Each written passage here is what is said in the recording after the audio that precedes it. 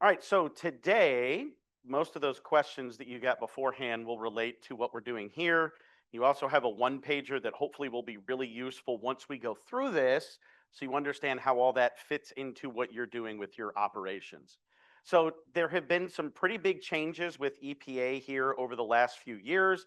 There have been changes to how we do licensing and a bunch of things that you'll see, but perhaps the biggest one is endangered species, and that is increasingly being something that you're going to deal with directly on your pesticide labels. So if we're going to understand how we got to where we are now and those changes that are coming, we have to understand the conflict that created it.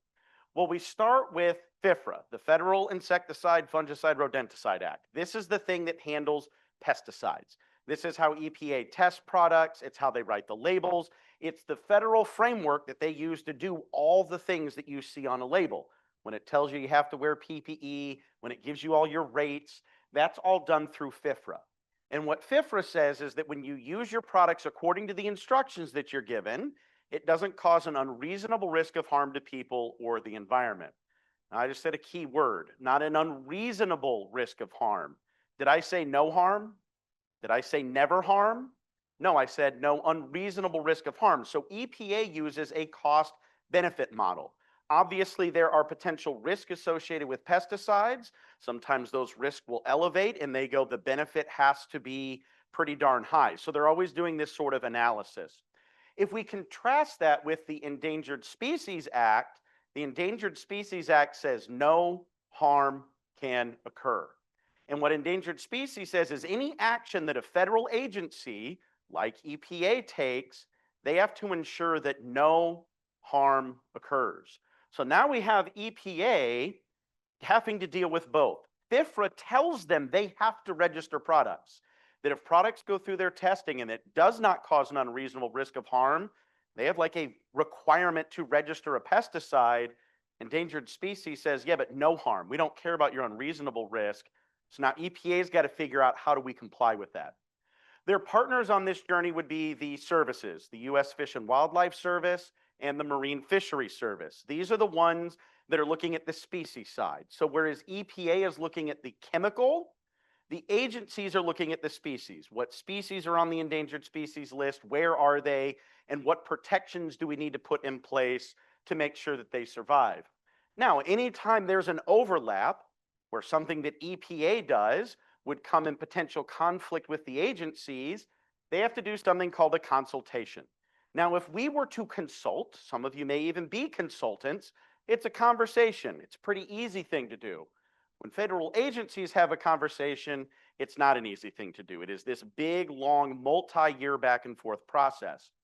And what it turns out is every time a pesticide is registered, EPA is potentially coming in conflict with the agencies, and they must do a consultation. So it's on a product by product, species by species basis. So what this looks like is the EPA takes the first crack. They do what's called a biological evaluation. So they'll look at some product. Let's say I'm the EPA and I'm about to release Blammo. And Blammo is going to be used only in Arkansas by rice farmers. Is there any chance that Blammo would come in contact with a Pacific Northwest species? You can all say no. No. It's in Arkansas. It's not going to go touch a whale in the Pacific Northwest. Let's say I'm releasing a product like glyphosate. Where do we use glyphosate? Everywhere. Is there a chance that glyphosate will come in contact with all of the endangered species? Yes, there's a very clear chance. So EPA starts making these buckets. No, it won't come in contact. That's a very small number of products. Then they go, okay, it comes in contact, but is it going to harm that species? And there's a caveat to this. It's not just the species, it's their critical habitat. So a good example would be, let's say I'm registering Whammo, and I can spray Whammo around monarch butterflies all day long and it does nothing to the monarch butterfly, but it absolutely decimates the milkweed that it eats. Have I now impacted that species? Yeah, I've taken its food away. If you take my food away, things get real dicey real quick. So they're looking not just at direct toxicity on the species, but does it impact their habitat? So EPA puts it into sort of four buckets. No, it'll never come in contact. Yes, it could come in contact, but it's not likely to harm it. it's likely to harm it, all the way to we think this could be detrimental. And anything that's truly detrimental, EPA will usually pull from the market before it even gets registered. Now, all of this takes years of research, collecting data, and then publishing that data to the public and allowing the public 6 or so months to make comment, then addressing those comments before they finally hand it to the agencies. And then the agencies take those buckets and go, well, we're really interested in it could harm the species. And then they develop something called a biological opinion. So let's say that blammo that I'm going to spray, there's an endangered flying spotted monkey that lives in Arkansas, and it eats this specific fruit that grows in March and April, and blammo's really good at killing that fruit. Well, what the agencies may say is the rest of the year it's fine, but you can't spray in March and April because your product stops the fruit from forming. So that would become their listed restriction that EPA must now deal with. And again, that is a long process with public comment going back and forth. So you can imagine doing this for every product on every species takes some time.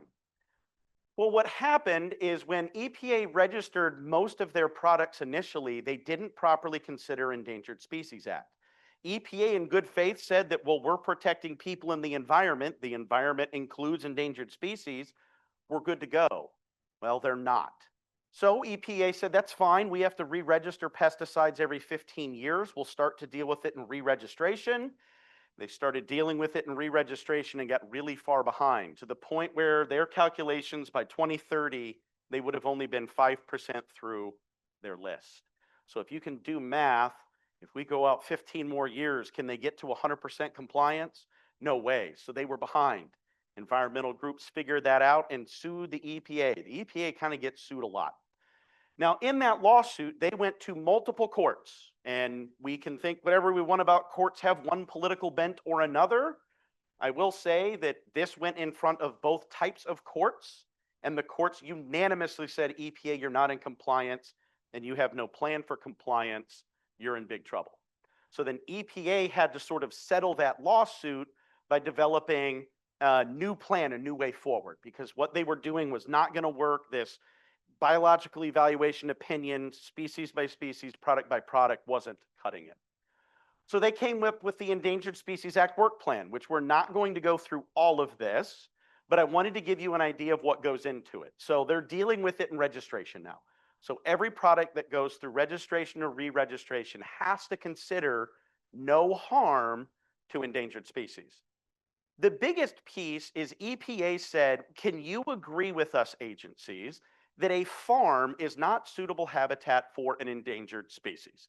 And the agency said, yes, a farm is not a place that an endangered species is going to depend on its survival on that farm. Now, it doesn't mean an endangered species can't come onto that farm, but it doesn't mean that that is its critical habitat, nor is it very likely to be there. So if you can prove to us, EPA, that through your instructions, the product stays put on the farm, we're kind of good here. And that's what we're going to deal with in the bulk of this presentation, was that sort of admission.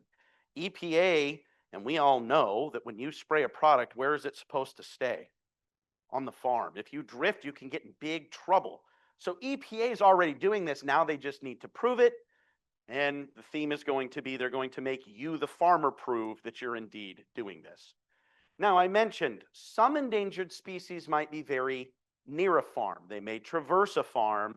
So that's where we get into this BLT, which I'll reveal what that is in a little bit, to deal with some of those cases. And then finally, the agencies were going to make changes as well. So EPA is making all these changes.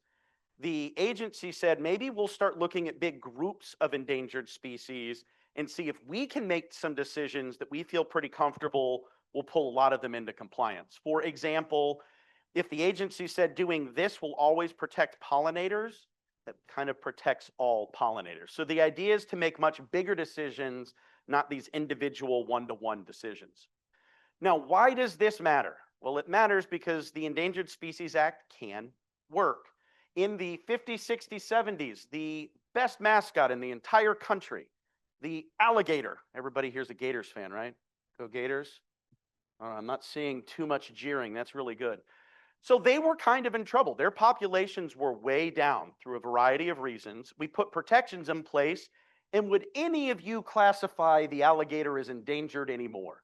No, we see them everywhere. So it can work.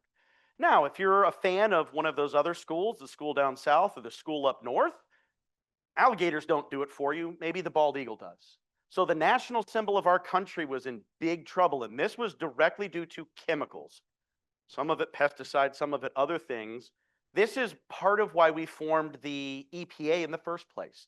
It worked. By limiting what we were doing with chemicals, these species came back from the brink. We see bald eagles quite regularly now. So it can work. If you're going, that's all well and good. These are cool looking animals, but I don't care about animals. Well, but I'm sure you care about your own health. Over half of the species on the endangered species list are plants. This one, for example, is a key cancer research plant. So if you like your own survival, maybe keeping these plants around is a pretty good thing. And all of us enjoy being outdoors, and we can see the need to protect the environment.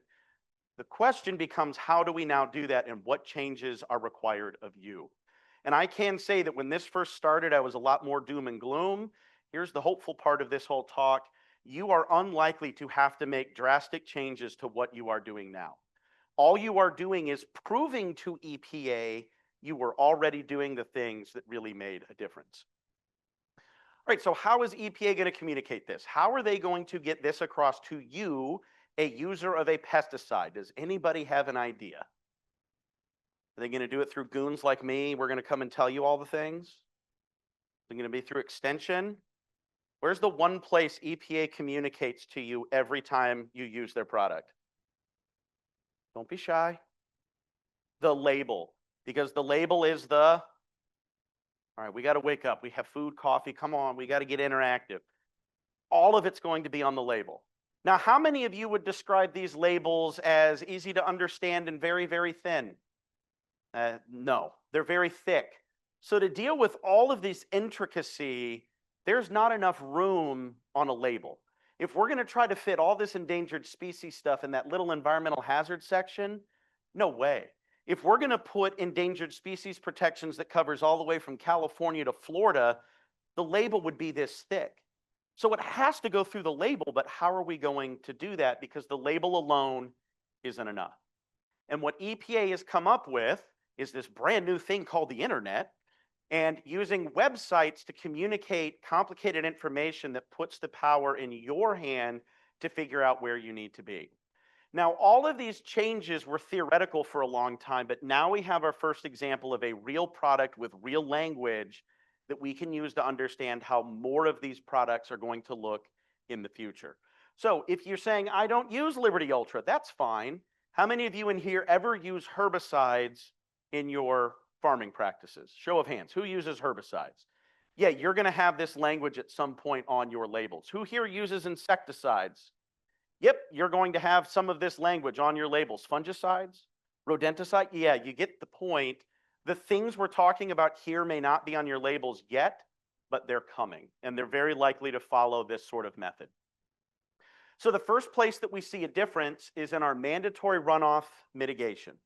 So we see some language that seems normal. Do not apply when soils are saturated. Do not apply during rain. There was some conversation early on that it was going to say do not apply when rain is in the forecast in the next 72 hours. Do you ever here in South Florida have a moment where you have more than 72 hours without some chance of rain? Almost never. So EPA's made some changes, but we immediately hit the next paragraph and we see something very different. You must achieve a minimum of 3 points for the crop uses listed to use this product. Have any of you in your life ever seen that you have to get points to use a product? You bought a product, you follow the label, you use the product, right? So what are they talking about? Now, this label, nowhere on there do you see anything with points, right? It's all just a bunch of normal words that tells you you can achieve these points, but it directs you to a website. And that's one of the first websites that you'll see on the handout. It's the EPA mitigation menu. So I think what we'll actually do is we will take a moment to go through that website so that you can at least see some of what this looks like. All right, so mitigation menu. No, I forgot we were in this earlier. Let me scroll all the way to the top. There's tons of information here. All right, so before you even start trying to figure out points, really kind of read through this website to get an understanding of what it's trying to tell you that it's doing. Everywhere that you see blue, it will link you directly to where you're supposed to go. So it's going to tell you a little bit about what this is, what it's trying to do, and then it starts getting into your get out of jail free cards. So up front here, if you are doing some of these things, this doesn't apply to you. Go use your product. You don't have to worry. There's nothing to see here. Some of you, it may work. I think those of you that are running irrigation water that self-returns, that's going to give you some exemptions. Many of you are probably not going to be fully exempt, so now you have to go get your points. So it's giving you definitions here, so they'll be in the app that we're about to look at. They shorten everything to make it usable, but it always links back to here in order for you to be able to see what you're supposed to do. The first place that we're going to go is to the app. Now, they call it an app, but it's not an app. It's a mobile-friendly website. And now it's going to start asking you some questions. It's going to run you through. So can anybody remember how many points did we have to get on that label? 3 points. Keep that in your mind. So that was in the runoff erosion area. So we're going to get started. And the first thing it's asking me is record keeping stuff. It's allowing me to say where I'm treating, when I was treating, what I was using, what crop I was treating, normal things that you would collect for record keeping. We'll skip that for now. Up front, it's going to give you your get out of jail free cards. So do you have a perimeter berm system? Do any of you run that? I know that there are definitely some rice and sugarcane that would have this. Are you only treating spot treatment, less than 1/10 of an acre? All right, that's going to get you a get out of jail free. Let's say that we're only doing 1/10 of an acre. I'm going to skip to the final summary, and it's going to tell me I don't even need to worry about points. That's my get out of jail free card. Print this, save it. You have proven that you are compliant. Now, the only problem with the app is it's not very friendly for going back and forth. So you can't kind of jump back and forth. Once you've used this system a few times, I would recommend using the Excel spreadsheet, because then you can just save that and make small changes and everything is maintained.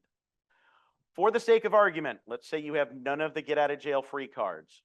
How many points did it say we needed? 3. Okay, so now we're set. We can't use this product until our current points equals 3 or more. All right, so what changes do I have to make? Again, are we doing anything with our runoff? Let's just say no. All right, so now it wants to know, where are we farming? So we are in the great state of Florida. And somebody give me a county that you farm in. Palm Beach? Everybody good with Palm Beach? How many points did I just get for being in Palm Beach? Can I go use this product? Did I have to change anything about my farming practices? All you're doing is keeping this to prove the EPA you're good to go. Okay? Let's say, for the sake of argument and to make this presentation actually work, that we are up in Escambia County. They don't get any relief points. So in Escambia, they're in trouble. All right, so now what do they have to do? Well, they start answering questions. Are you using a mitigation tracking? That you are in this site doing this? Your answer is yes. How many more points do I need to go get? 2 more. How many of you follow recommendations from a runoff erosion specialist or soil specialist? Show of hands. Probably not many. Are any of you in the Florida FDACS BMP program? Show of hands. Or we're going to check maybe the South Florida BMP program. Anybody enrolled in that one? Maybe, maybe not. If you are, which I would encourage you to be, there's my 3 points. Have I changed anything about my farming practices? No. Let's say, for the sake of argument, that we are in Escambia. We're going to go back and say that we need to get 9 points. Okay, this is a big one. So riskier herbicides are going to have a larger number. So any of you that have ever used dicamba is prone to move from where it was. It's likely to have a 6 or a 9 point. We're not entirely sure which products are going to get which points, but let's see how many changes I would have to make to be at 9. So let's stick with everything that we've got except here. Let's make this local to you all in Palm Beach. So I've got my 3 points built in. I'm doing my tracking and I'm in a BMP. I am already at 6, which means all but the riskiest products I'm covered. All right, so next question. How many of your fields have less than 3% slope? That should be every hand in here, right? Florida's flat. We're very, very flat. 2 more points. Have I changed anything about how I farm? Have I changed anything about how I would use these products? And we're almost there. Now, this one, unfortunately, I don't get to say yes to. And most of the rest of Florida, everybody's some version of sandy soil. You guys aren't. So we're 1 point away. Now it starts getting into you can choose from these. So are you doing any kind of conservation tillage? And it gives you definitions. No, I'm not doing that. Am I doing contour farming? No, clearly, because I already said I'm less than 3%. Maybe I am doing vegetative strips in my field. Now I've got more than enough points. I print this, save it, away I go. The point is EPA says if you still need points, you can get them through a whole bunch of different ways. So whatever works for you, hey, are you going to use a PAM, which is a drift agent, keeps things from drifting? That's going to give you points as well. Now, you don't have to get to 12. You can stop once you have enough points and you're good to go. Or if you want to shoot for the high score and check everything that you're doing, next time an FDAX inspector comes and they start asking about this, you can show how much further ahead of the game you are. So I know that doesn't make any sense because you don't have products yet that let you walk through this, but I would encourage you to start checking this website and thinking about your operations and going, how could I get to 3 points? How could I get to 6 points? And if I needed to, how would I get to 9? And if you can already build in, I'm already doing all of these things and I'm at 9 points, print that, keep it, you're good to go. Yes. Just, I have a quick question because it might concern some people on Zoom too. So we are here in Palm Beach County, we have muck soil. So that's again a bummer because we cannot click that we are on sandy soil. Would the homestead area, because they are basically farm on rocks, would that consider as a sandy soil? Do you know that maybe? So just like everything else, it gives you in that mitigation menu the exact definition of sandy soil. And it even gives you links to the USDA soils map that will show you what your soil type is. They've really, if you're willing to follow the links, it walks you through what you need to be able to get it, which is different from how it started. It used to be it just had this big long list of things and I would spend hours trying to find it and went, this is not going to work. You all have too much going on. You're not going to Google all day long to try to find where everything is. They've really wrapped it in one spot. And I also saw using soil moisture sensors as the possibility to get more points. How people can prove that just being that on their record or okay. That you said that you used it, and then you'd better actually have those sensors on farm site. Some of this is, they'll be able to tell. If you're saying that I have planted vegetative strips and they go out there and there's no vegetative strips, clearly you're lying. But 2 years from now, how are people going to know what you're doing? I would just, again, most of what you're going to deal with, just being in the county you're in, tracking what you're doing is going to give you enough points that you're not going to have to make changes and document. Thank you. For those that are interested, on that same website is a spreadsheet that basically walks through everything that we just did, but instead of a stepwise, you just kind of pick and choose your cells. So here you would, from the drop-down menu, make a selection, put in your information. You could save this file and then do it for all of your different treatments, each of your different fields, and you could have it filled out. I would only use the spreadsheet for the runoff. The next piece that we're going to talk about is a little bit trickier to use the spreadsheet. Even I struggle with the spreadsheet. Okay, so that is EPA saying that if you will do these things, And if you have a riskier pesticide, we're asking you to do more. If you're in a place where we're not worried about drift, Florida has sandy soils, we're very flat, they're not looking at runoff like you might in, say, a mountain field in Colorado next to the Colorado River.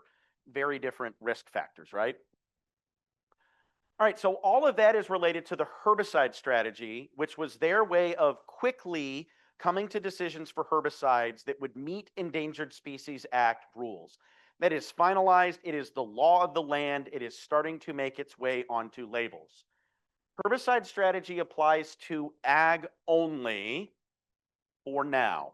There's some question as to whether that will move to things like golf courses or others, but everything in herbicide is about ag. It's keeping your product on the field so that it doesn't spread. There's a couple of reasons for that. One, if it's on the farm, we're not worried about endangered species as much. And two, who is the #1 user of pesticides? Agriculture. So if we can get it right there, certainly it would apply other places. I think it's likely that places like aquatics, natural areas, maybe right-of-ways could have some offsets, but there's no way they're going to be able to put this point system in place. So if I'm treating a pond, can I plant a cover strip? Can I reduce my tillage? No. So they're going to have to handle those products somewhat differently. All right, now we've always had spray drift management on our label, but it has gotten a whole lot longer. I'm not going to go through each of these points, but you get the idea that there's a lot of information in here about reducing spray drift. And what it's ultimately coming to is you are going to see buffers more and more on your label. So think about your farm. If I told you that you had a 10-foot buffer that you had to meet all the way around your farm, is that doable? Stinks, you're losing 10 feet from the edge of your field, but it's doable, right? What if I told you that it could go as high as 550 feet? Now, is that doable? You're losing 550 feet of areas you can spray on your farm all the way around the edge of your field. Does that have people's attention a little bit more? So labels are going to start dealing with this idea of drift through buffers. And just like the other label, man, it gives you all of this complicated stuff, or you can go back to that website. So we'll go back to the website and we'll look at the spray drift. All right, so let's just go all the way back and do spray drift. All right, so the first thing it's going to ask you is, does it say ecological spray drift on your label, and does it tell you that you can reduce it? If the answer is no, I have a 50-foot buffer, but it doesn't say anything about a website, you can't use this, okay? But it's clear that more and more products are going to come with this. This relates primarily to the insecticide strategy. Let's, for the sake of argument, say yes. Now, much like the points, we're starting to keep a record. Put in where you're spraying, what you're spraying. And now, are we doing a ground boom, aerial, or air blast? Everybody good with a ground boom? All right, let's do ground boom. All right, like before, it's giving us some get out of jail free cards. Am I doing an in-furrow spray where the nozzle is right over the in-furrow? Well, that would give me a get out of jail free card. I would skip to my final summary. I don't have to do the buffer. So even if it said 550 feet, answering that one question like that moves me into I don't have to follow those restrictions. Let's say for the sake of argument that we're not doing that. We don't get any of the get out of jail free cards. So we're not doing any of those. We go to next. Now, it wants to know how big our buffer is. For the sake of argument, because the one that I've seen proposed is 350 feet. So as it stands right now with this product, I have to leave 350 feet unsprayed towards the edge of my field. Does that make sense? Let's see if we can get that number down. All right, so what does the product say I can use for droplet size? Well, let's say it lets me use all the way to fines. Well, I know for a fact that the type of treatment I'm doing, I can get away with coarse droplets. Look at how quickly that dropped. So just in changing a nozzle, I can dramatically reduce my buffer. Let's say we can't quite get away with coarse because we do need a finer droplet, but we can get away with medium. All right, now I'm down to 85 feet. That is much more doable. I would not use this down here. They have not included this properly, and every time I go through, it messes things up down the line. So ignore the ground sprays for now. All right, so application rate. This is another great way to reduce. So let's say the label tells me that I can do 64 ounces per acre, but I know for a fact that the target I'm going after, I can use half rate or third rate or whatever. Well, now that's going to reduce, in this case, my buffer to nothing. So much like those points, you can go through and go, look, I have to be max rate. Well, maybe I change it because the width between the acres being applied has changed, or I'm doing a low boom, or I'm using a drift reduction agent. You get the idea. There's a bunch of different ways to change that number until you get it as low as it can go or to non-existent. And much like those points, you would then skip to this final summary, print this, save it, do whatever you're going to do for your records, and away you go. Does that make any sense? It won't until you start playing in the system. Now, there's a theme with all of this. It's making me go to websites. If a website is on a label and the label is the law, what is that website now? It's the law. Can I say I don't have internet, I can't go to this website, I guess I don't have to follow the rules? No. If it is telling you to go to a website, you are required now by law to use that product to go to that website. So this is something that your products may not have this yet. I'm telling you they will. Start getting familiar with these websites and what you're going to build into your processes to have this be something that you do as part of your operations. End of the day, is it going to dramatically change what we use and how we use it? I ultimately don't think so. It is just going to change what we keep for our records. So those of you that keep records, we know that for restricted use pesticides, how long do we have to keep our records? 2 years. Are you required to keep records for your general use products? Auxins, yes, there's some record keeping for auxins, but your general use, no. You are not required to keep records. This is starting to short circuit that. Because if you're having to prove that you were compliant, it is only a question of time until FDEX and other state agencies say, well, we can't be there the day you apply. You're going to have to keep records of this. The label is telling you to document that you checked these things. You're going to have to keep records.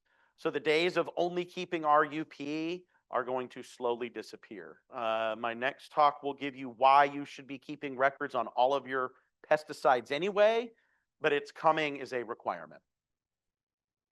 All right, show of hands, other than the people that were here this morning, have any of you seen a map that looks like this with pink areas all over it? Show of hands, anybody?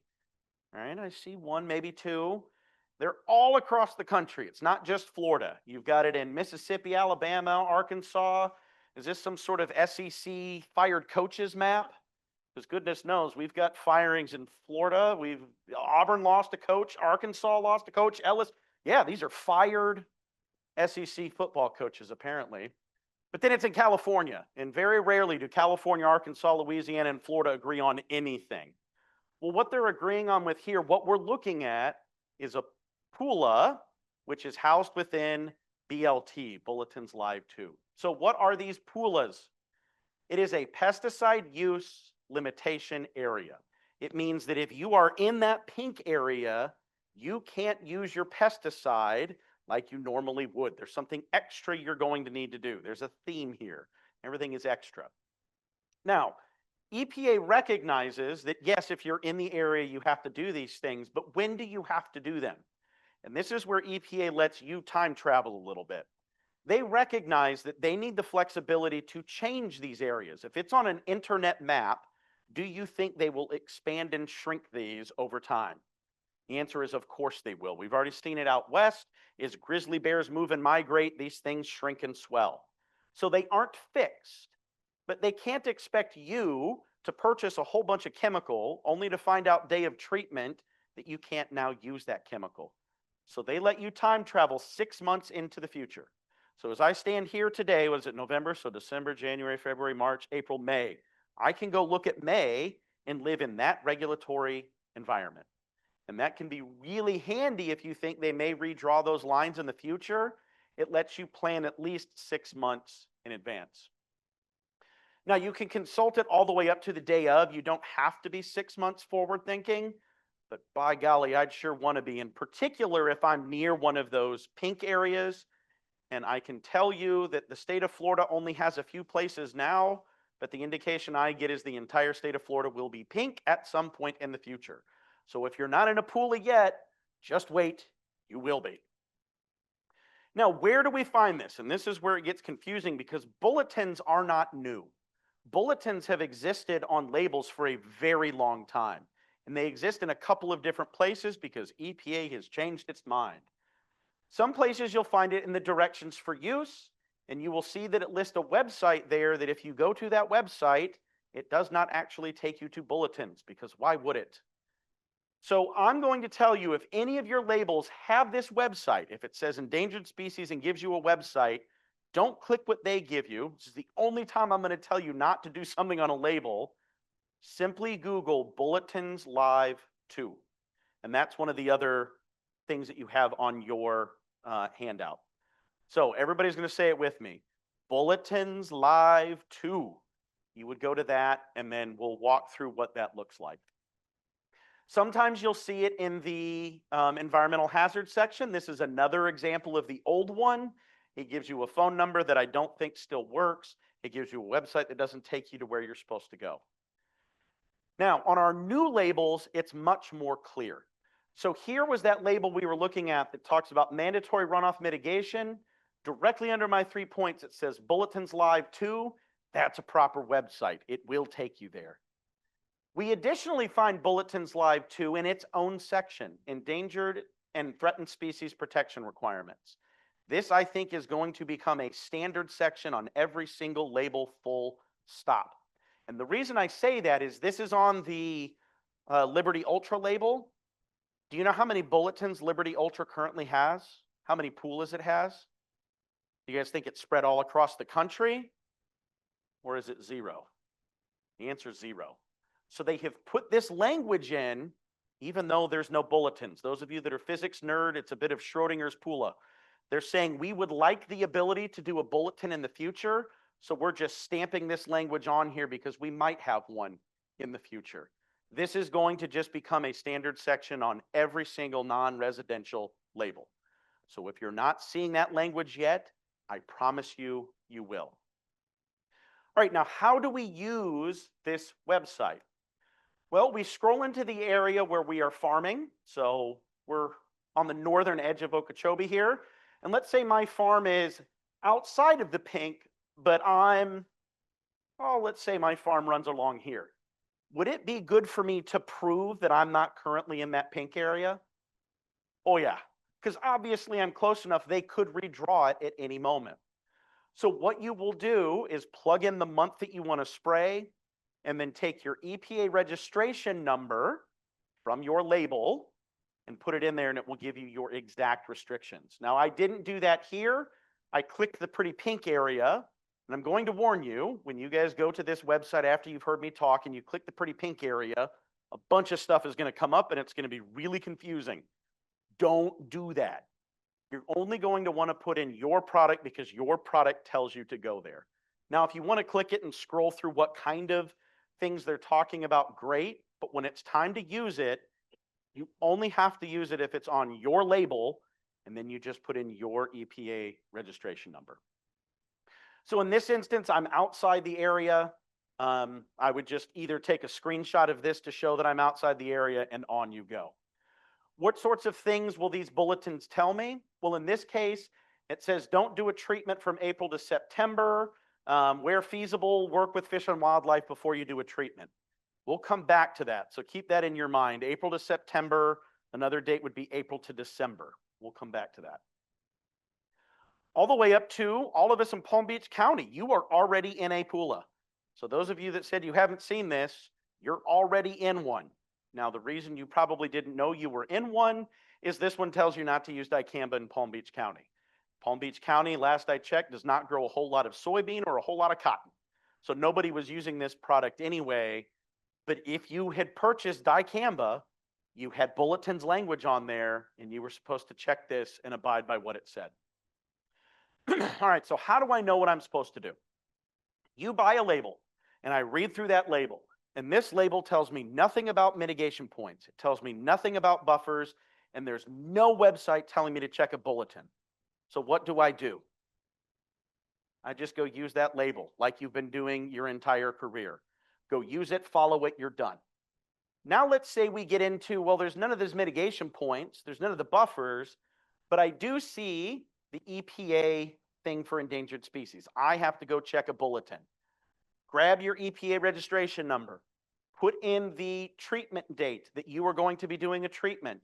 You put in that EPA number down there, and it will give you just your limitation. Now, in this instance, my farm is all throughout here. I am outside that PULA. I don't have to do anything other than prove that I checked on that date. So you would print that bulletin that says there are no limitations, keep that, and I keep saying print, save, however you're keeping your records. That's your get out of jail free card.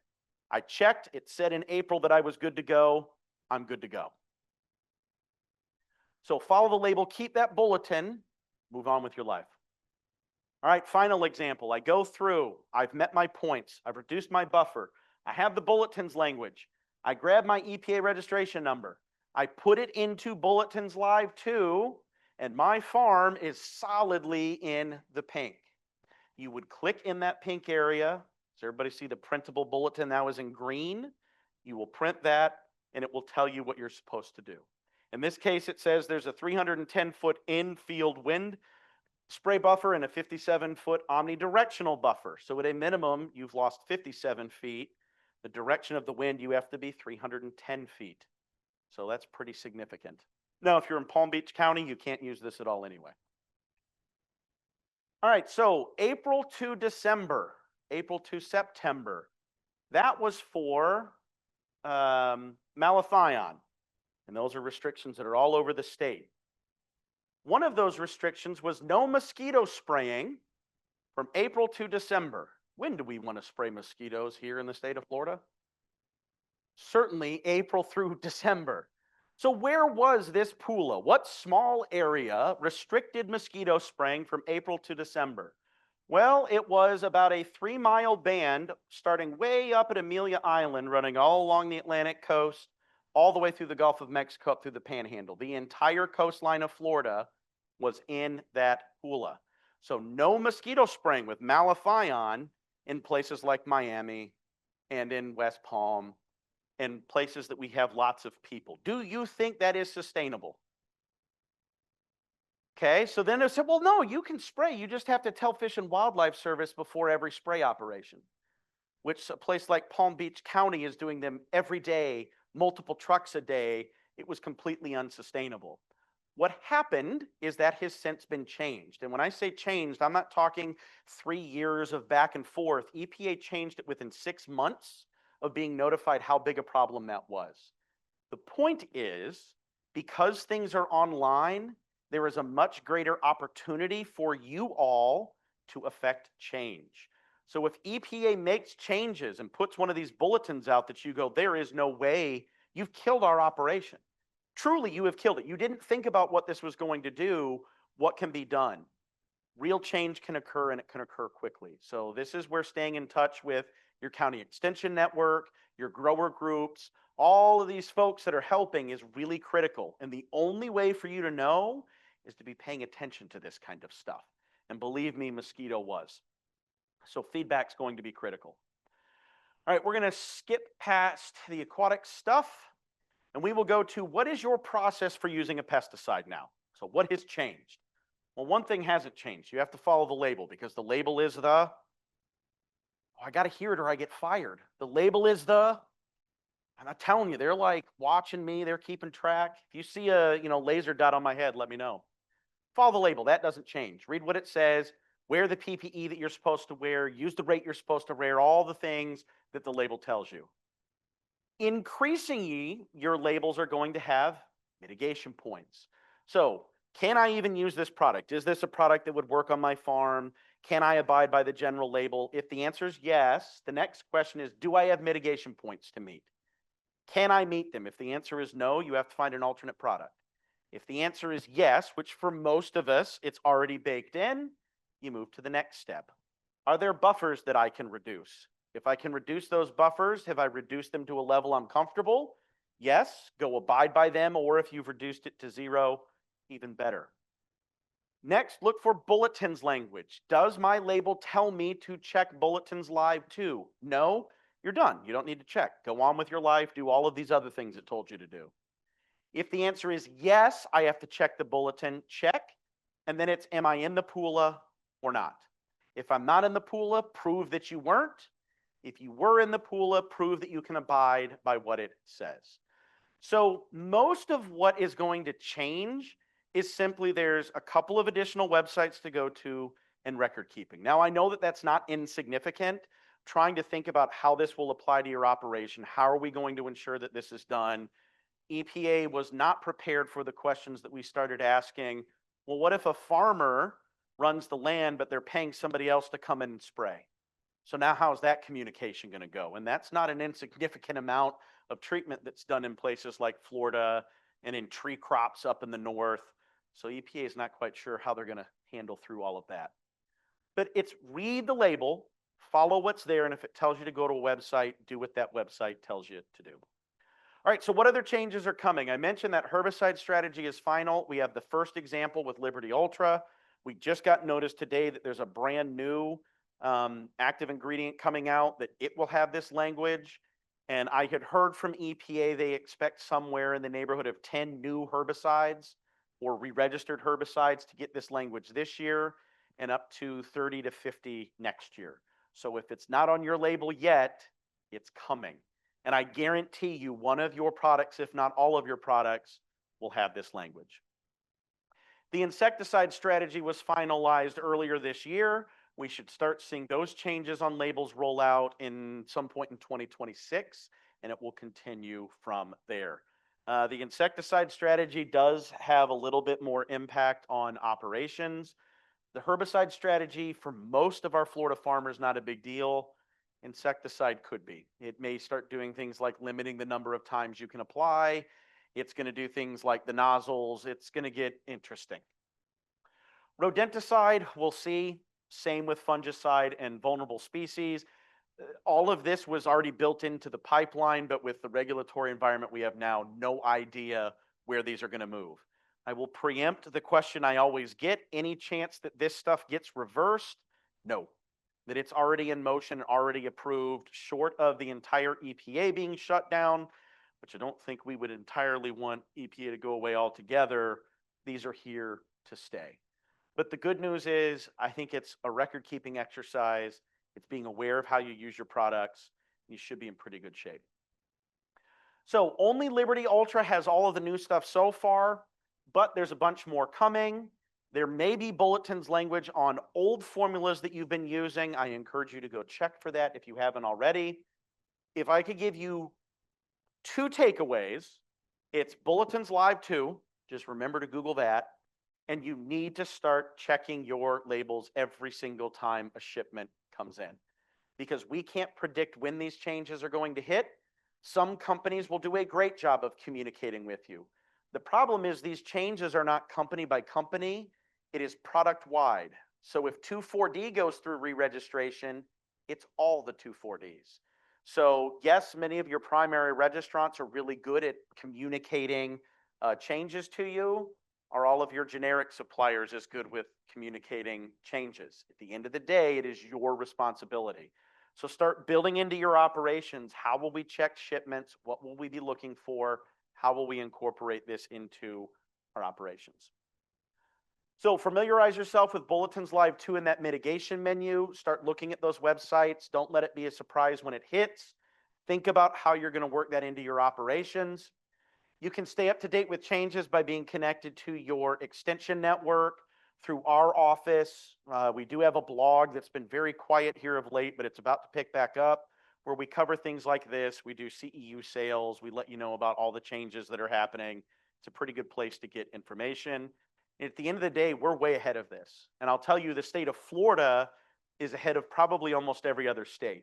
The FFVA has been integral at being in the room with EPA to make sure that our specialty crops are not as impacted as they could be. It's a really unique way that we grow down here. EPA was made aware of it. Our office is as plugged in as you can get. I'm on several national committees dealing with this exact topic. So you have access to the information, and we're way out in front of all of this.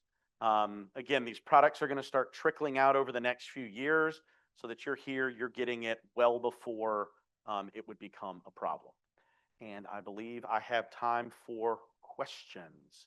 And we can go back through that website if you want and actually run through your operations if you would like. If you go, hey, I've got this kind of farm, let's walk through those points. We have time for questions. So if you are on here or you are on Zoom, please, if you are on Zoom, put them in the chat and then we will try to answer. Anybody here have any questions? Anything is so clear as mud. Yeah. Are you terrified or are you going, okay, I think we can do this? This presentation is gonna be available. I'm recording it, so you are gonna be able to go back and see some things that are not clear. When we had a training right before this meeting, I was asking about the South Florida Water Management District if this area could use that as some sort of exemption. So we're gonna look into that. But if we get that, I think at least the EAA growers will be in good shape and will get their 3 points. And it may even go, because I know down here in the Everglades agricultural area, EPA is already doing a lot of management and requiring things of many of the growers. You may even enter into the you're completely exempt. There's only 2 programs I know of that EPA has approved that are exempt. One of them's for mostly out west in the like BLM type lands. And then there's another one that isn't here, but it wouldn't shock me if EPA didn't say, look, we're already minimizing fertilizer, which is runoff of a different kind. We can incorporate all of those sorts of practices and give credit. It's going to be for sugarcane primarily. Can you? So that one is just dicamba. Yeah, he asked if the pula that you're under here in Palm Beach County is for anything other than dicamba, and it's just dicamba, which isn't even registered anymore. Now we can, oh gosh, this wheel is terrible. So we can look at an example. So this one, for example, if we click into it, and we're going to be doing a May treatment. So that's malathion. And if we were to print that report, every one of those versions of malathion is going to pop up and it becomes almost unusable. The list of restrictions is pegged to each product. So what you want to do is not simply click the pink, you actually want to put in your product. And if your product doesn't say to check a bulletin, it's not going to have a bulletin here.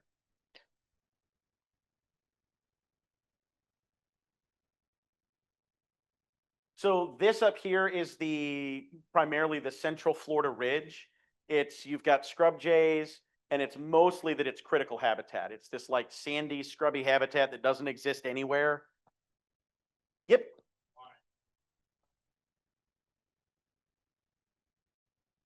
So yes.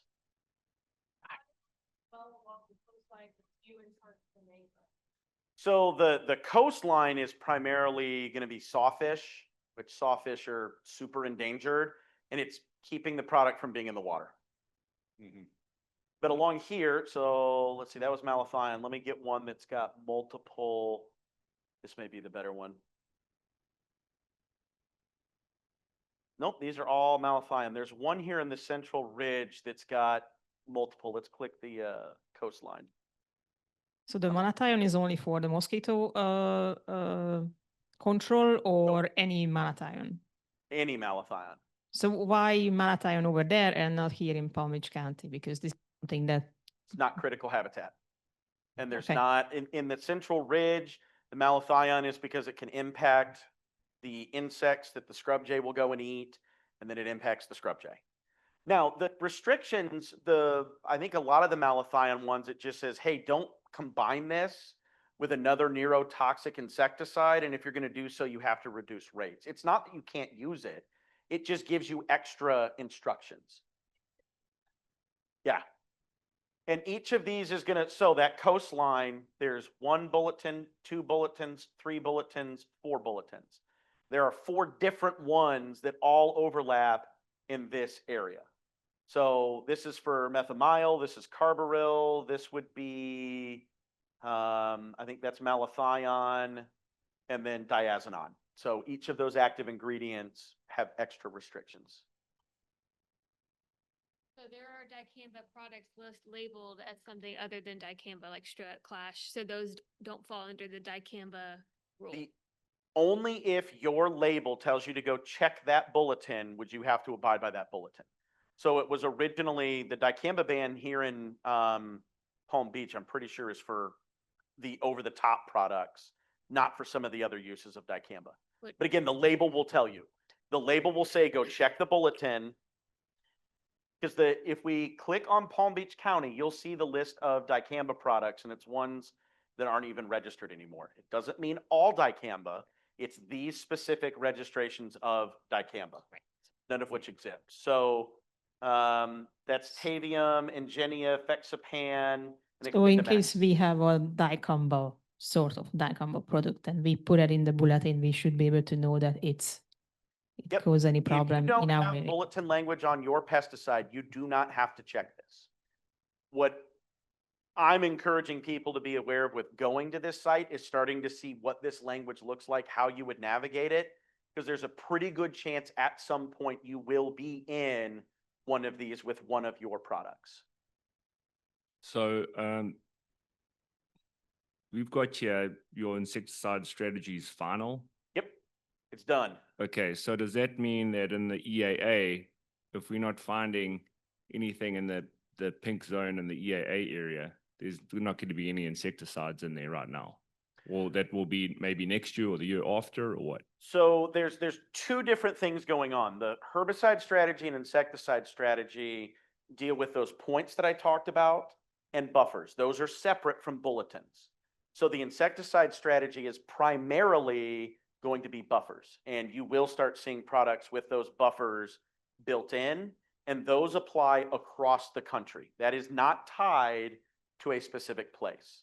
So that label, Liberty Ultra, it is 3 points wherever you are in the entire country.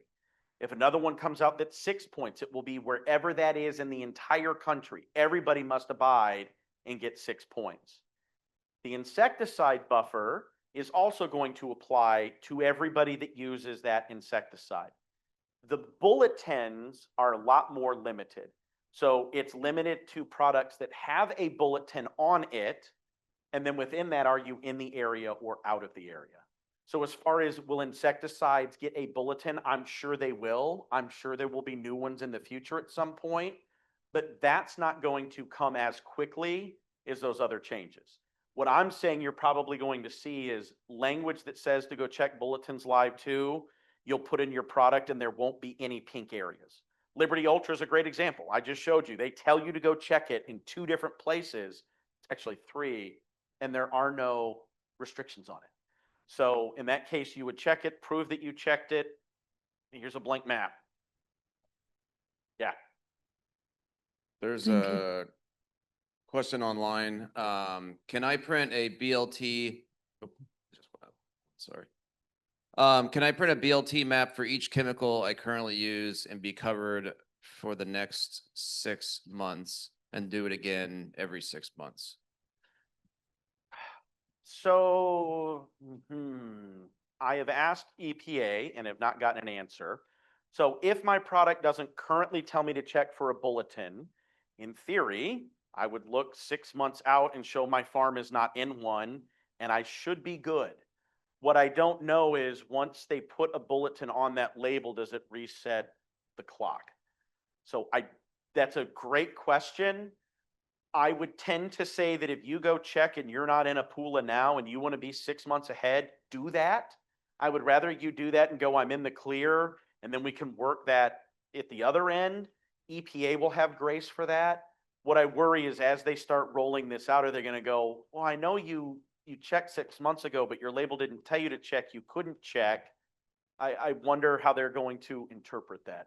So I would say that's the caution. It won't harm you to go look now, show that you're not, but maybe send me an email so that I can respond to you if I get clarity from EPA.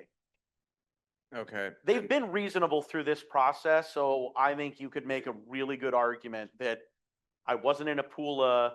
Yes, you changed it on my label, but I'm still using, well, heck, it wouldn't matter. You're using old product. Yeah. Yeah. it's on the label. You're using old product. Okay. And then someone asked, will such information be available in printed materials, specifically the info on the current slide? Which there is the printable bulletins button on the top, I guess, right-hand corner, the green button that allows you to print that information And out. We You can can see certainly the send map. the one pager to the people online We- too. we- And there's the one pager, and the information that was posted on there should be a link for a PDF that was put in the chat. And then finally, sorry, we got a couple questions that just came in. I'm in the Ridge area you just highlighted. If we search a product that isn't noted on BLT/PULA, do we have to save/print documentation that it didn't apply to us at the time of application? So the only time you need to check the bulletins is if your label has bulletins language. So if none of your products currently have this language, you do not need to check it. I would become familiar with it. They're eventually going to it, but no, you do not need to check. You are under no obligation to do anything other than use your product. Vita, hold on. All this system applies to pesticides, but are we gonna have something similar to fertilizers? No, that's not even in the discussion.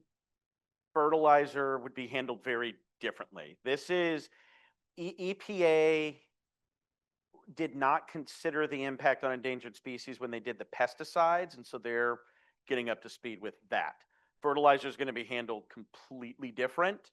It's not to say that fertilizers couldn't have an impact on endangered species. Certainly you impair waterways, but that's already handled through different actions. It's not as directly applicable as a pesticide. Now, the real story is there's all of this additional work, and pesticides account for a tiny, tiny, tiny amount of endangered species harm. The bigger harm is obviously habitat loss, and a farm by its very nature has already taken away the habitat. So I wonder how much time we're spending, tons of effort on something this much. But we have to abide.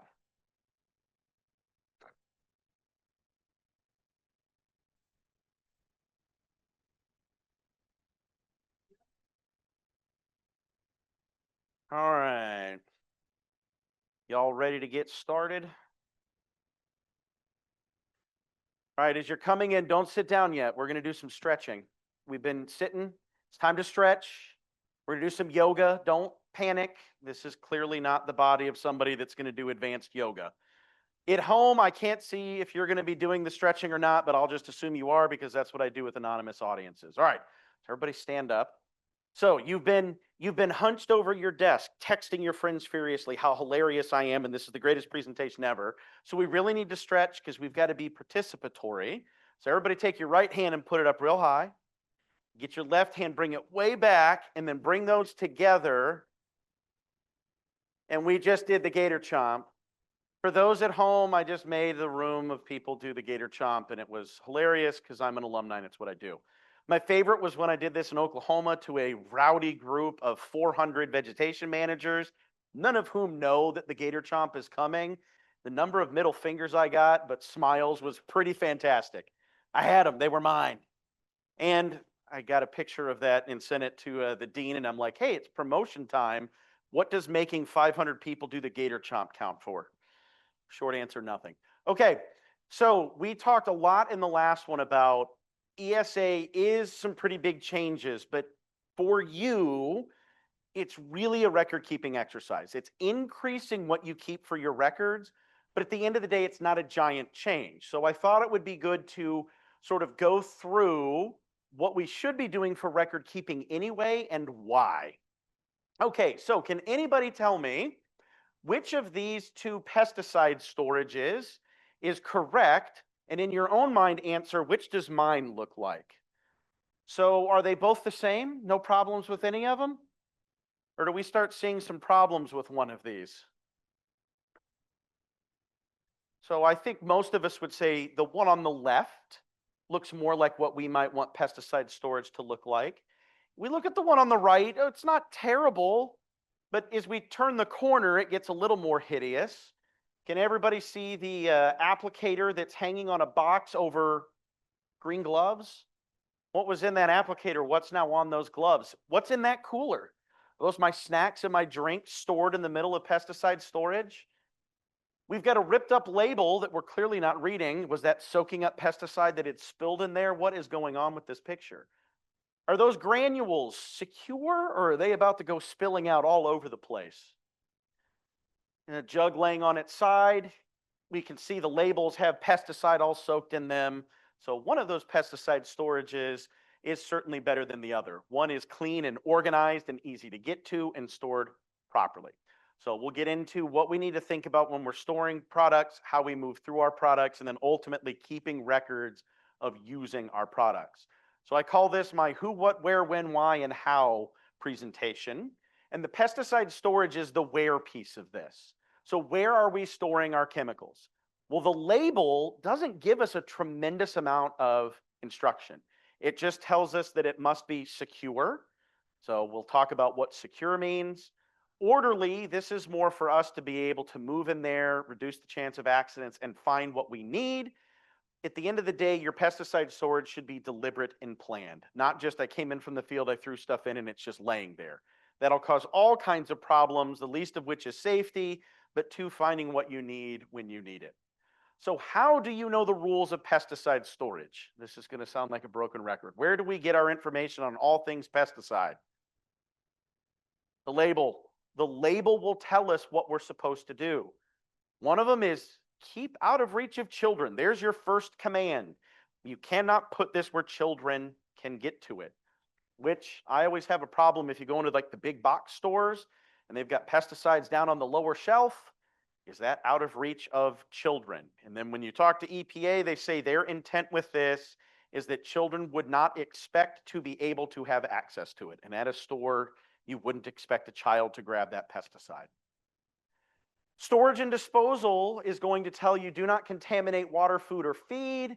It may say store in a dry place. It may talk about where you do waste. It may give you information about do not let it get too hot or cold. It really varies. But by and large, across the board, your pesticide storage is going to be keep out of reach of children, do not contaminate food, water, or drains, things like that.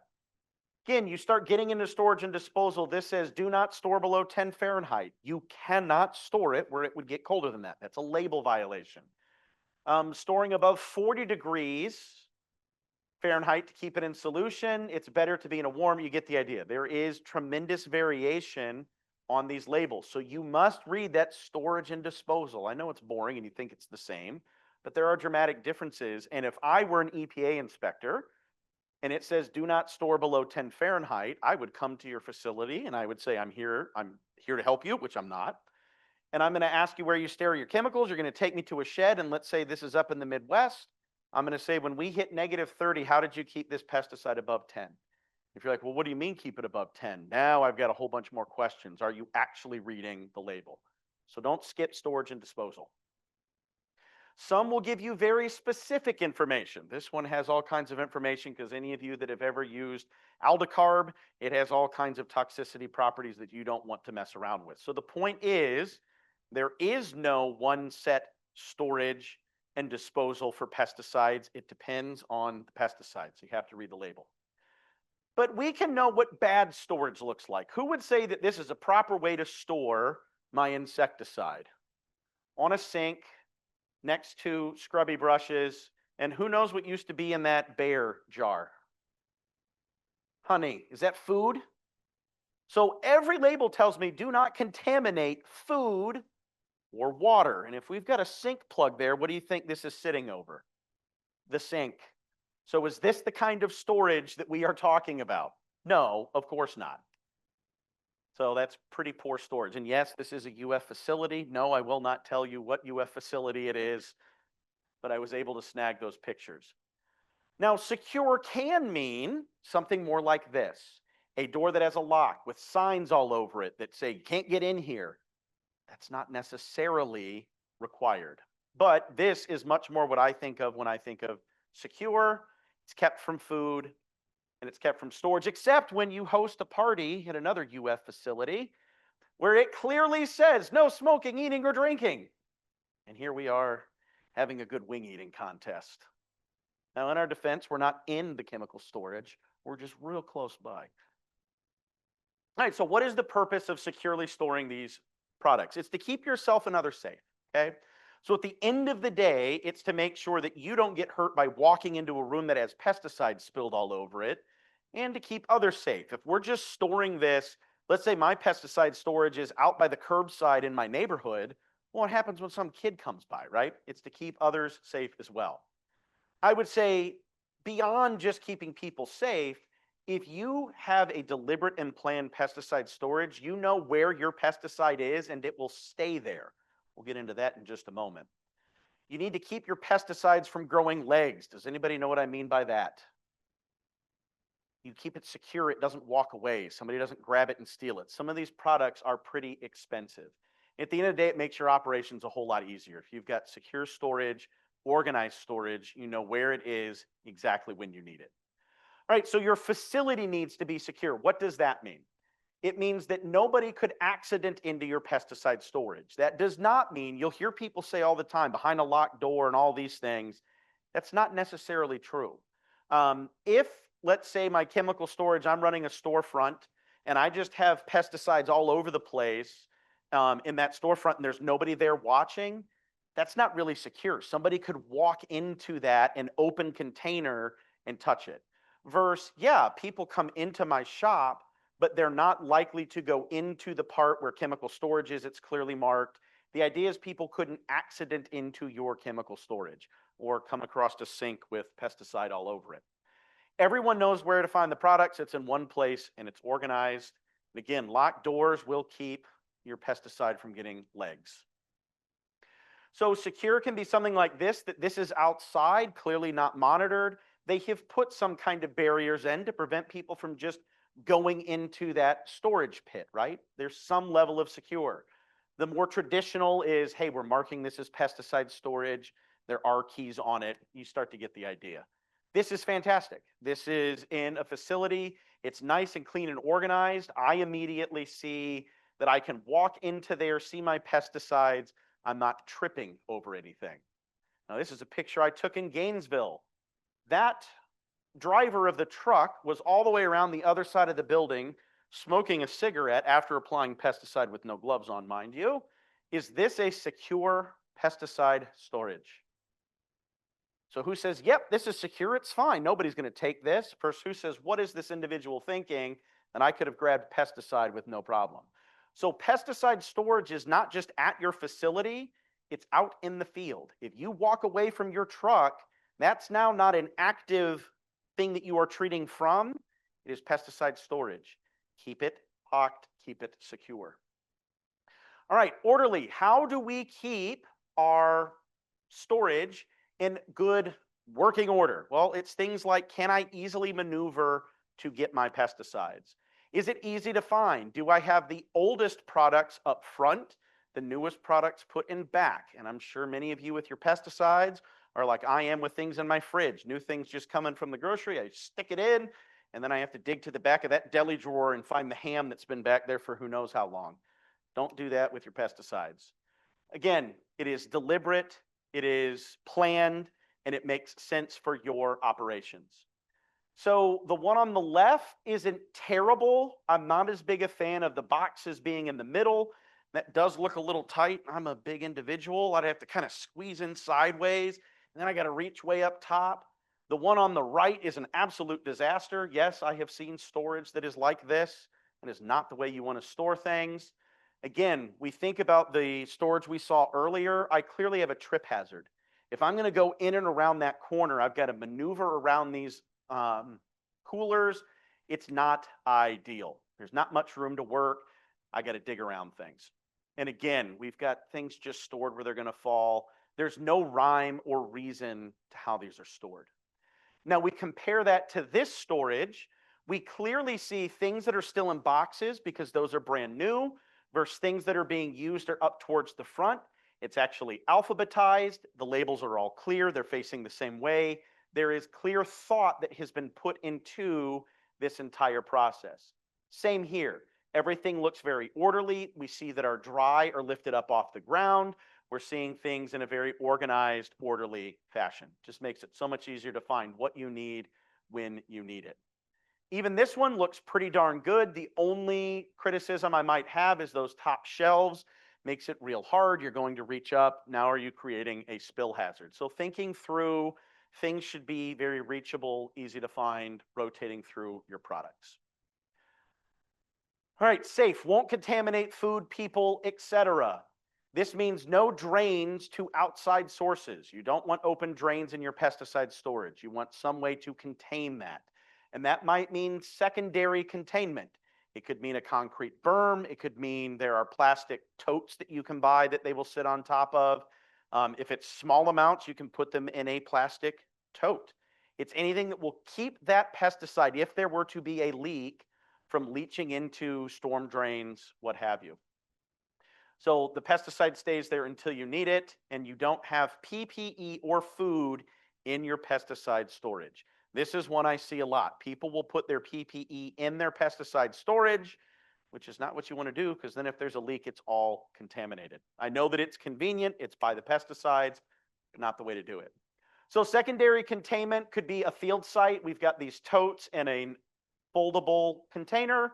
You can see the plastic or the concrete berm that we have where pesticide was stored, a sloping floor that would go to a drain that isn't connected to anything outside that you could pump out or let it dry.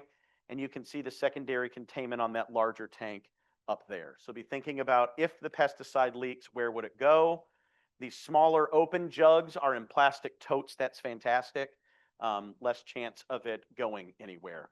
What you don't want is on shelves like that. You don't want that fiberboard, because that is, if you're impervious, it's pervious. It means pesticide can soak into it. You want something like plastic where it's not going to soak into it. It could be wiped off. And we never want this. All right, product is there and only there until you need it. You know that when you walk into that facility, it's secure. I'm not exposing myself. Nobody else is going to be exposed, and I can find what I need when I need it. The big piece of this is, once your layout for your storage is done, how do I manage my inventory? So again, deliberate and organized. You are planning through what you're going to use, what you use often, making that available.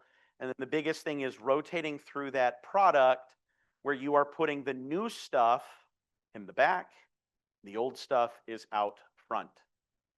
So you can organize it any way you want. You could do ABC, right? You could organize it by active ingredient. You could organize it by resistance grouping. When I was in a company that we did mosquito and natural area and aquatic, we sorted it by the area that we were doing our treatment. You could sort it by crop. You could sort it any way that you want, so long as it makes sense, it's deliberate, and it's logical. Does that make sense? So there is no set way, just a way that works for you. Again, over on the left, we have clear organization. I know for a fact that they grouped this by treatment site and then alphabetical. On the right, we have who knows where things are and why they are. And then I've hit this enough that we can skip through. Put your new stuff when it comes in the back. Use all of your old stuff first. Pesticides do expire. I know you don't believe that, but they do. You definitely want to rotate through. All right, so we've hammered that enough. Well, so this is the other thing you can get. It may not go bad, but it will separate. Have any of you seen pesticides separate? Some you can shake back up and they'll go in solution. Others you can't. We have a product in aquatics that once it separates, you cannot shake it yourself. You have to ship it back to the manufacturer for them to resuspend, and that is not a cheap process. And for a product that costs $1,800 a gallon, you don't really want to be sending a whole lot of that back. All right, keep a log. Your inventory, what you're planning to use, matters just as much. It helps you to see how quickly are we using something and how much do we have. Large amounts might need two separate areas. So if you're ordering for something that you're going to be using in bulk, maybe store the bulk in one place and break that down into smaller daily usable places. These are things that can help. All right, so this then goes into record keeping, which directly ties to inventory, because if you're deliberate and planned with where you're storing things and you're tracking things properly, you'll never find yourself short of chemical or with chemical that you have too much of that goes old. All right, so why do we need to do record keeping? I would say it helps us be very effective. If you are tracking what you are using and how effective it is, you can more easily go, boy, I sprayed this on this field and it didn't work. Let me look at what was going on that day versus, well, we just sprayed things and you're not keeping track. You'll never know why weren't we effective or were we truly effective. It is a legal requirement for auxins in Florida, and for any restricted use product, you must keep those records for 2 years. I would highly recommend that you keep all of your pesticide records for at least that long. And I tell people your record keeping should be at a minimum the 2 years, but make it CYA. Cover your assets. However long you think you need records to protect what you did, do it. So cover your assets. Check the label. There are some products that will give you specific record keeping requirements. There are some that will have it be longer than 2 years. Are there additional things that you have to track with that pesticide? Fumigation is a prime example, but there are additional record keeping for dicamba when that was registered, and I'm sure there are others. I can't memorize all of them. Check your label. It may give you record keeping requirements. Check your state rules, because some will require all kinds of records. California, for instance, if you use a pesticide in that state and you're not a private homeowner, you have to keep a record of everything. Here in the state of Florida, if you're not in ag, you're in the structural pest control, they have to keep records of everything that they did. And it actually doesn't specify how long. They think it does, and they say that they're capping it at 2 years, but the language says anytime a customer could request those records, you must be able to provide them. Which means if I'm a big apartment complex and it's 5 years after you did a treatment and I want to request your records, in theory, FDEX has no way to say, well, no, it's only 2 years. So keep your records enough to cover your assets.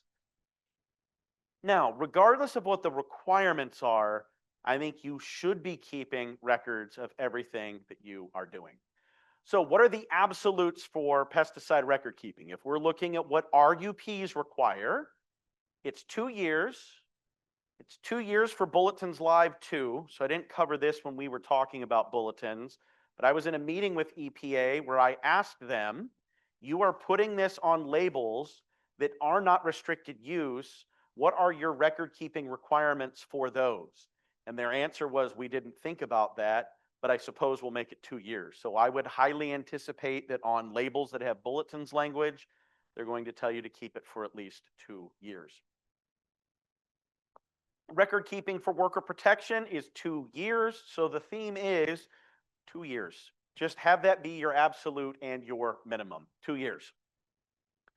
But do what makes sense for you. If you're going, look, this is a longer process, we would like to keep our records for 5 years or 10 years or in perpetuity.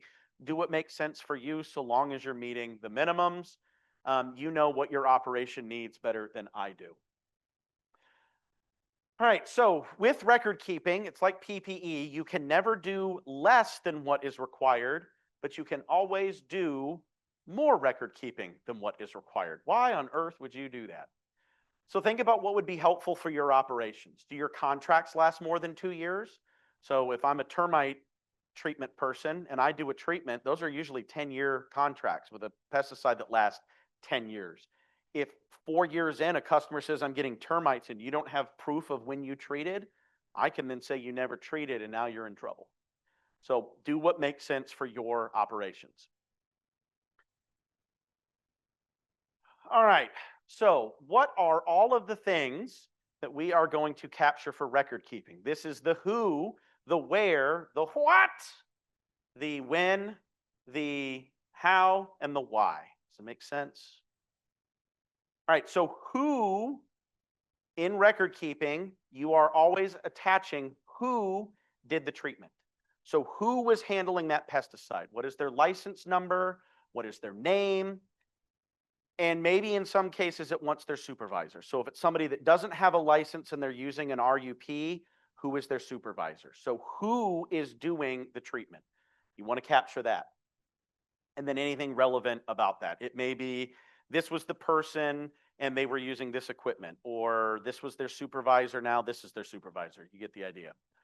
What are you capturing is what did you use? The brand name, the active ingredient, the EPA registration and establishment number, and then the amount, total, and the rate that you did. These are all things you're collecting. These are all useful things, not just for meeting the minimum requirements, but for being useful to you in your operations. So what did you use? When did you use it? So what was the date?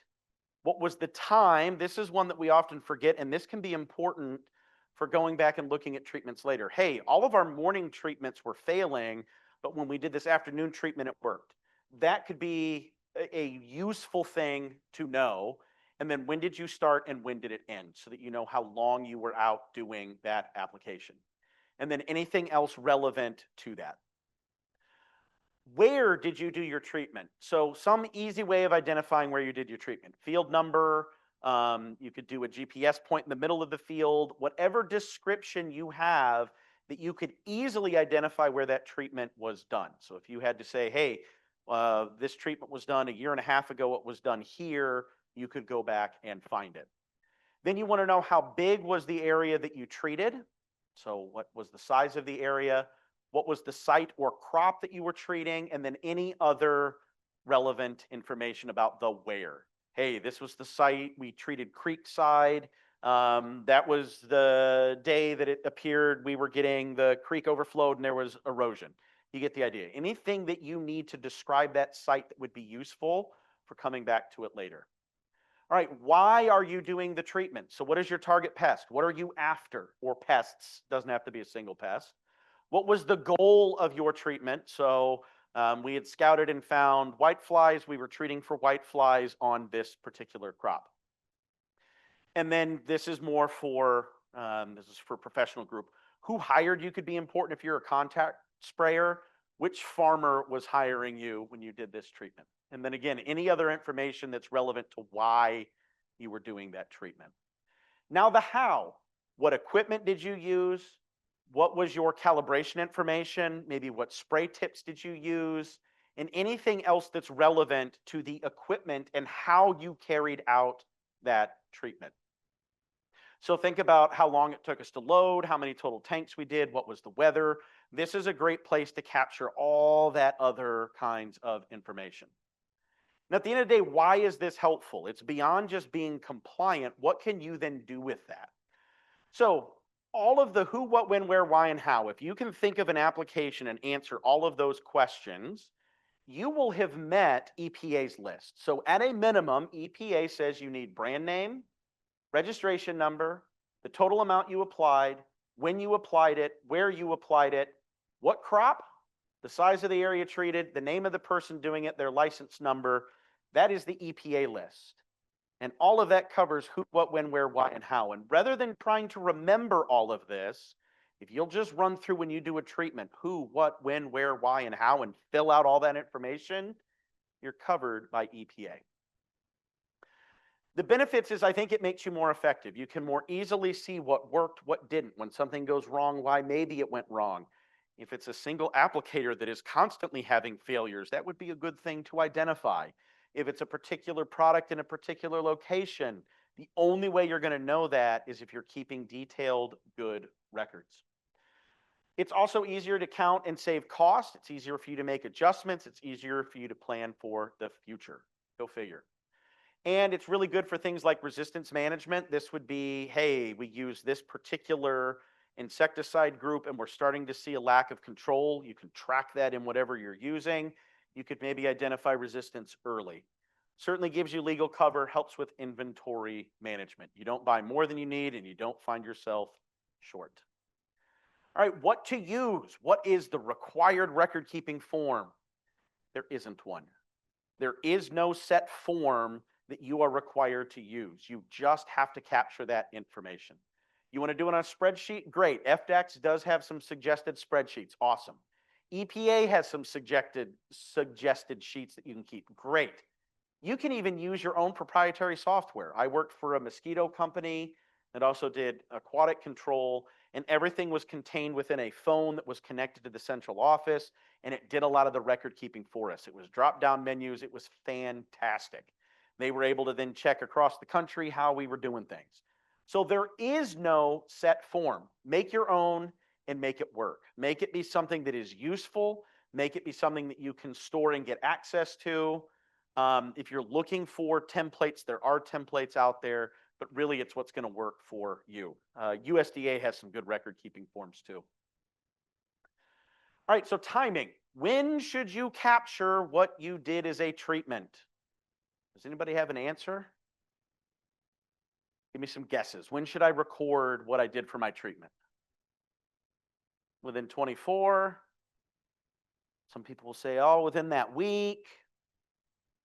EPA says within 14 days. How many of you can remember what you did 14 days ago? I sure as heck can't. So EPA says within 14 days you have to have captured the records. Florida says 48 hours. So there we have our absolute minimum, 48 hours. Anybody remember what they were doing 48 hours ago?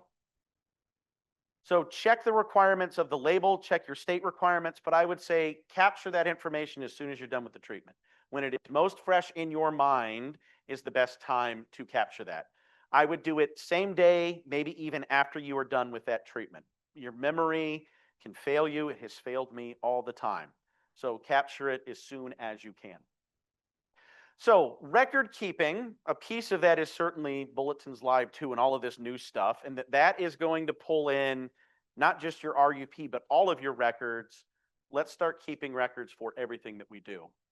And to help with that, having secure and orderly pesticide storage will help you keep your inventory moved through properly. You'll be able to find what you need when you need it, and then you can track it through your record keeping. Record keeping shouldn't just be some list that you're checking off. It's something that you should use to help you. If you're not using it to help you, you are leaving a major tool on the shelf. Tracking what you're doing, how it's working, and following up with that is a great way to be a whole lot more effective. To give you an idea, when I started with the company I was working for, first thing I did is I went through their chemical inventory and started looking at how much we were using on job sites. It was obvious that we were using way too much. I identified that we weren't properly calibrated. In fact, they weren't calibrating at all. So we changed our treatment techniques and saved 50% in our chemical cost in that first year. Now, I'm not saying you'll get something as dramatic as a 50% chemical cost savings, but if simply keeping records could save you 10%, is that real money? If it could save you 2%, is that real money? In some of your larger operations, it certainly is. So don't do it just because you have to. Do it because it makes sense.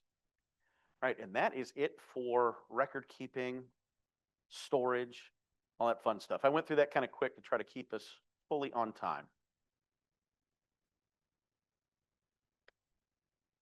Everybody's tired. All right. Yeah, I think that was a lot. But anybody has any questions here in the audience? Anybody on the chat? So if I went to your operations, your storage would be awesome and you'd have records of everything? Yeah. I see some smiles. The only other thing would be the changes to FDAX, right? Yes. Did you have any slides for that? Because if not, I can just pull up the website and go. No. Okay. So we can do that quickly, and then in case we have any more questions. Yep. And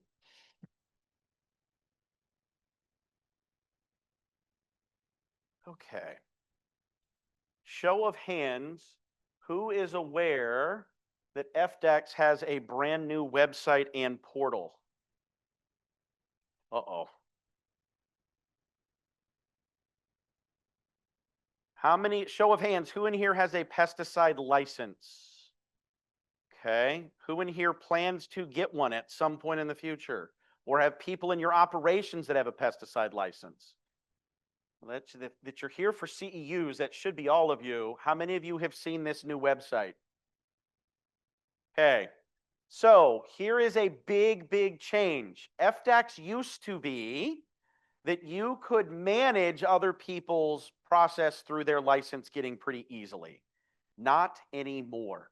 Every single license holder must have their own unique login with their own password tied to a separate email.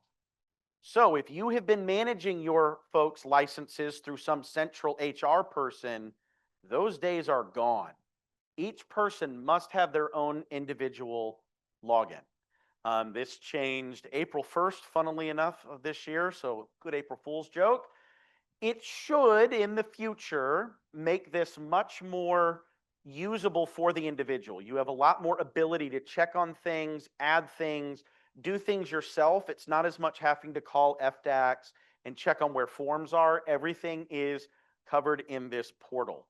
Obviously, that it is a brand new portal. There are still some kinks they are working out. But if you walk away with nothing, it is understand that each license holder must have their own unique login. Second big update. How many of you have ever taken a pesticide exam? Those of you that have your license have taken one. How many of you will have people that take them in the future? It should be almost all of you. So that testing is done in one of two locations now. It is either online through Everblue, which you can take at home, you can take in the office, you can take anywhere that you have a secure location. We've had that for 2 years now. The big change is you cannot test at IFAS facilities anymore. The free testing is gone. So the online remote is, I believe, $32. There are test centers that FDACS now runs, that it's $59 to go take that exam. And those locations are listed in theory on the FDACS website when you go to register. There are locations in this area. Actually, you guys have decent coverage. I can't speak to how many seats are at each of those locations, but those are two huge, gigantic changes that we have had. The only other changes coming up from our office would be in the next year and a half. You can expect a brand new core manual and brand new core exam. If any of you have complained about the test in the back, you can keep doing so. I didn't write those. There's no problem with me hearing complaints on those exams. They need fixing. I know they need fixing. So we're going back through because of the EPA changes, redoing all of the exams, which once we're done, the exams will be perfect and I won't take any more complaints about exams. No, I'm kidding. We'll still probably make whole brand new mistakes. But the idea is to shift from many of those exams have what I call gotcha questions. It's like memorizing some little thing that was in the manual. We're really looking to test, do you understand the basics of what you're supposed to be doing? So gone will be a lot of the pest ID.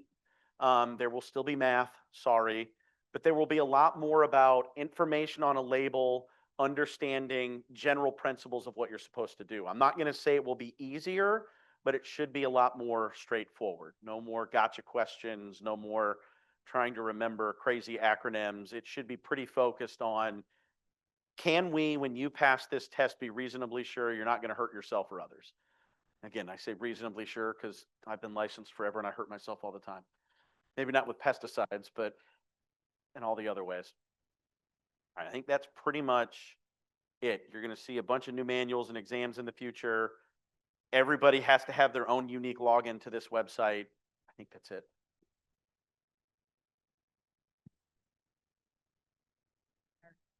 For our growers, there is an in-person testing facility at Palm Beach State College, Belle Glade location.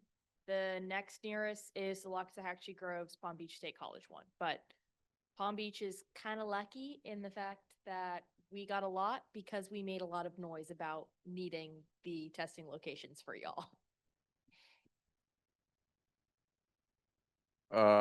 Someone asked, when will the exam be in Spanish? Haha. So we actually just finished translating the core and private exam into Spanish.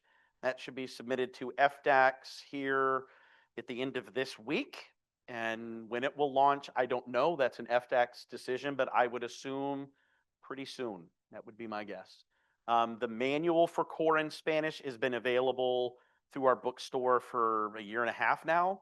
So you can get the Spanish manual. We do have Spanish CEUs on our Canvas website, and we will continue to make Spanish material as available as we can. That's a pretty major focus of our office is taking the material we already have.